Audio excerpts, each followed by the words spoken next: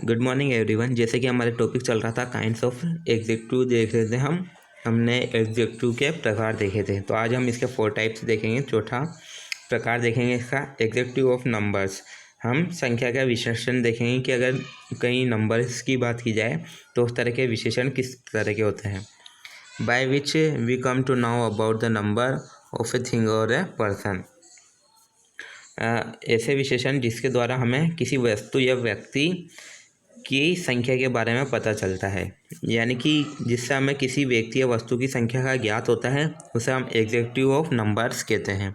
जैसे कि कुछ एग्जांपल देखते हैं। यहाँ लिखा हुआ है 2 books, the first man, many man, a few chairs. 2 किताबें, पहला आदमी, कई आदमी, कुछ कुर्सियाँ। अगर इस तरह की कहीं बात की जाए, कुछ आ जाए, 2 आ जाए, पहला आ जाए, कुछ आ जाए, कहीं आ जाए, इस तरह के अगर कहीं सेंटेंस आ जाए तो वो एग्जेक्टिव ऑफ नंबर होंगे। इसमें पर्सन भी आ सकता है और थिंग भी आ सकती है। आगे बढ़ते हैं अब हम।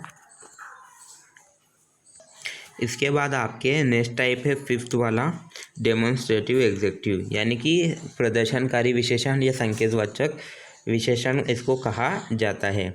इसमें क्या होता है, these adjectives are used to indicate a person or a things। इस विशेषण का उपयोग हम किसी व्यक्ति या वस्तु को इंगित करने के लिए, बताने के लिए करते हैं। जैसे कि हम देखते हैं एग्जाम्पल, इसके कुछ एग्जाम्पल दिए गए हैं। As, this, that, these, those, यह, वह, ये जो हैं ये आपके डेमोन्स्ट्रेटिव एग्जेक्टिव कहलाते हैं। जैसे कि हम कुछ एग्जाम्पल देखेंगे इसके। दिस बुक इज़ माइन, यह पुस्तक मेरी है। दोज पेन्स आर यूअर्स, वे कलम तुम्हारे हैं।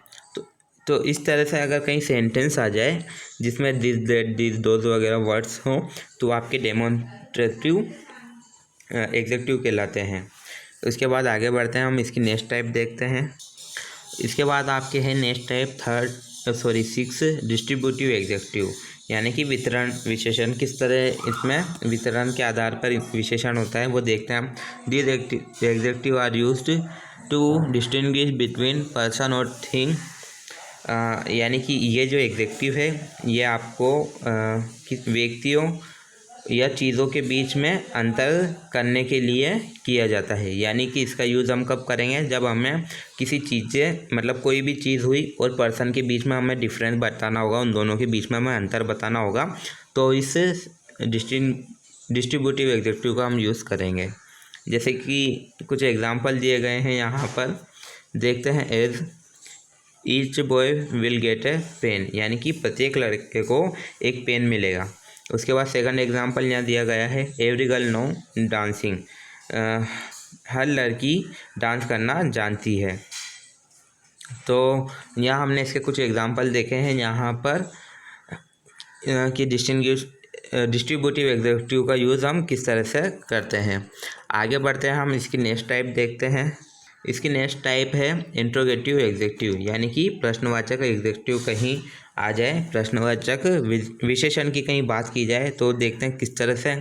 These are used to ask question, इनका उपयोग प्रश्न पूछने के लिए किया जाता है। ये हमसे प्रश्न पूछते हैं। जहाँ पर भी आपसे प्रश्न पूछा जाए तो आप समझिएगा इंट्रोगेटिव एग्जेक्टिव वाला सेंटेंस है। जैसे कि इसका कुछ एग्जाम्पल दिए गए हैं। वुज हाउस इज दिस, यह किसका घर है। इसके बाद सेकंड एग्जाम्पल यहाँ दिया गया है। विच पेंसिल इज़ योर, कौन सी पेंसिल तुम्हारी है। यहाँ पे नोट लगा के एक बात लिखी गई है। If there is noun after WH word they are called interrogative adjective, यदि WH वर्ड के बाद संज्ञा होती है, नाउन होता है, तो उन्हें हम इंट्रोगेटिव यानी कि प्रश्नवाचक विशेषण कहते हैं। आप समझिएगा कि अगर WH वर्ड के बाद अगर कहीं पर भी नाउन आए तो वो इंट्रोगेटिव एग्जेक्टिव बन जाएगा। आगे बढ़ते हैं हम। इसके बाद आपके नेक्स्ट टॉपिक है डिग्रीज ऑफ कंपैरिजन, यानी कि तुलना की डिग्री या तुलना के आधार पर डिग्री जो हैं उनके बारे में देखेंगे।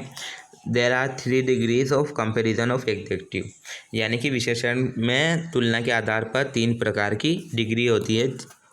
वो देखते हैं हम क्या। फर्स्ट है पॉजिटिव डिग्री, सेकंड है कंपैरेटिव डिग्री, उसके बाद है थर्ड है सुपरलेटिव डिग्री।